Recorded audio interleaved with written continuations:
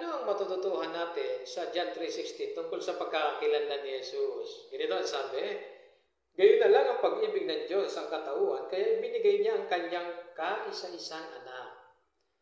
Alam niyo ba na ang salitang Griego na monogenes ay nangangahulugang kaisa-isa, bugto, at nag-iisa sa kanyang uri o natatangi. Di ba ang mga anghel ay mga anak din ng Diyos? Oo. Pero ano ang pagkakaiba ni Jesus? Si Jesus, ang terminong ginamit sa kanya ay kaisa-isa. Ibig sabihin, siya yung direktang nilalang ni Jehovah na walang mamamagitan. Hindi kagaya ng mga anghel, nilalang sila ni Jehovah sa pamamagitan ni Jesus. Kaya nalaman natin, pag sinabing kaisa-isa, direktang nilalang ni Jehovah si Jesus at